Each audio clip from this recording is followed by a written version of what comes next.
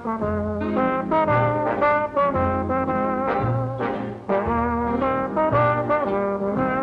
the 1920s, the guitar was primarily a rhythm instrument because it couldn't rise above the crowd. It couldn't play above drums. It couldn't play above a horn section.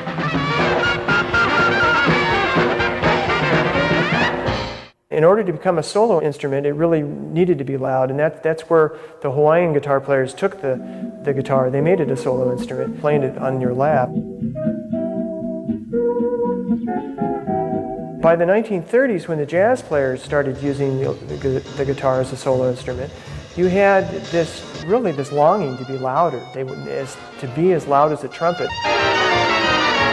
Charlie Christian came around. He had the amplifier, he had the electric guitar, and he could play solos. He had that amazing musical ability to tie all the new technology, the new the idea of the electric guitar as a solo instrument.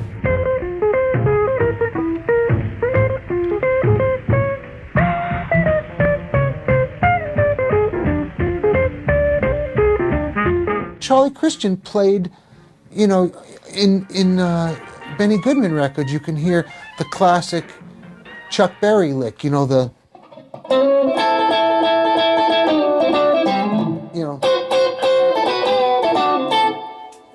Charlie Christian played like that.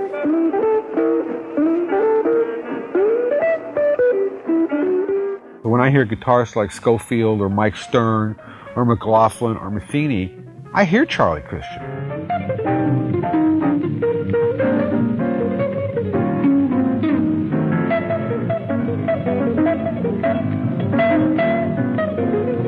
Charlie Christian established a lead guitar style that influenced, among many others, Chuck Berry, and which then establishes a direct connection to rock and roll guitar as we know it today.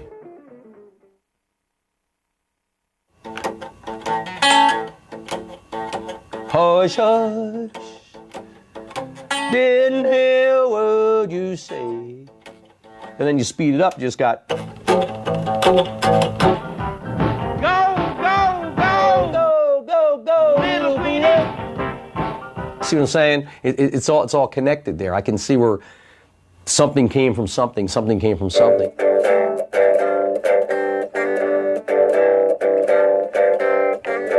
You've got a suspension against a 1 in 5, and it's probably the backbone, the essence of what probably sprang out of the barrel house juke joints of the left-handed piano riff. I got some rhythm from Jimmy Reed. And my favorite guy of all times is Bo Diddley. I mean, Bo Diddley gave me that, gave me that feel, that rhythm.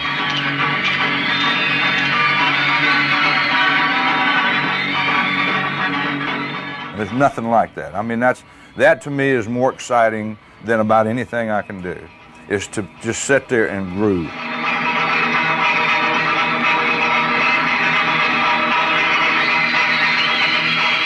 Girls in Chicago would tease him and they'd call him a Bo Diddley, which in Chicago means a bully. So Bo listened to the kids going, and then you listen to these kids go, "You're a Bo Diddley." So,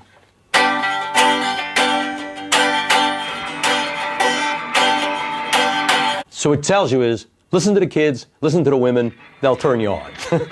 They'll teach you where you're supposed to go.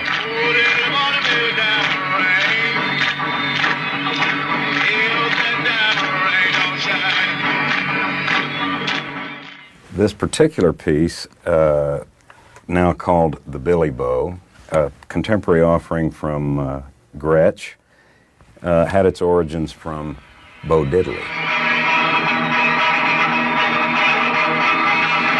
Hey, I don't want a guitar that look like that. I don't want to do like that. I don't want to sound like that cat. I want my own sound so people can distinguish me from anybody else. You line up 25 guitar players and just go, to the same amp and guitar, it's gonna sound 25 different ways. And you ask yourself, why is that? Guitar is probably one of the most expressive instruments ever to be built. Everybody that picks up a guitar, it's like fingerprints. They have their own touch. They have their own way of approaching it. They hear it their way. and they interpret it their way. Duane Eddy is probably one of the most distinctive guitar players. Sounds unlike anybody else, really kind of brought in the first tremolo on record that was really noticeable and identifiable. And to this day, if you hear anything Duane put out, you can identify and go, that's Duane Eddy.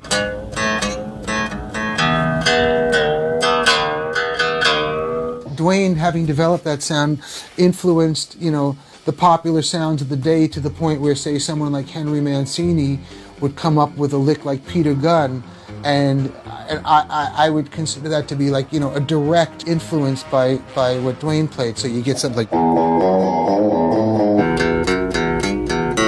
Twangy guys, man.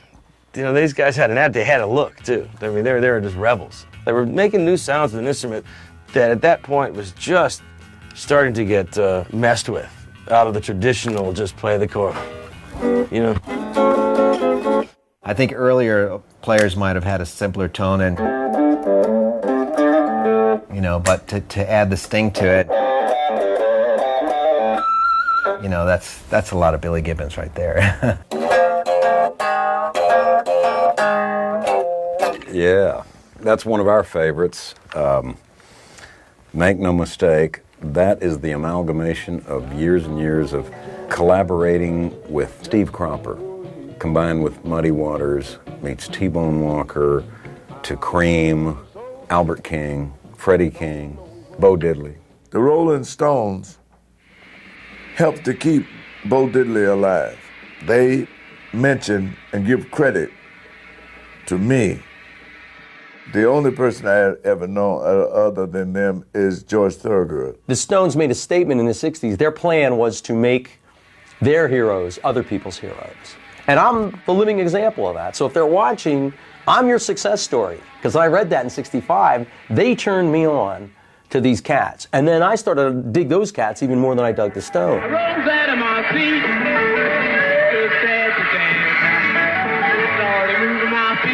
There's this guy, Keith Richards, and I said, this guy's a pure individual. The reason he plays Jumpin' Jack Flash so well is because he can play Chuck Berry so well. And the reason he plays Chuck Berry so well is because he can play Jimmy Reed so well. And the reason he plays Jimmy Reed so well is because he listened to the cats that even came before him. You see what I mean? It's a process. It's a stepping stone.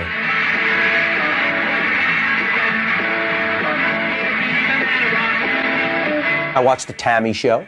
The Stones were in, and also Chuck Berry was in it. They kept talking about this guy, Bo Diddley, all the time. Well, Chuck Berry, instead of like Jimmy Reed, dun, dun, dun, dun, dun, dun, dun, dun, dun, he souped it up and put syncopation in it.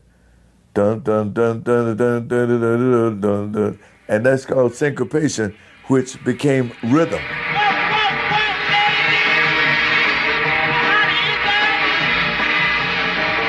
Chuck listened to Muddy Waters, Robert Johnson, people like that. So that's what I did. I just kind of went to the same school they did. And as I'm fond of saying, I got a C average in the school of that. Those guys graduated with honors, but at least I had the smarts to go to the right school.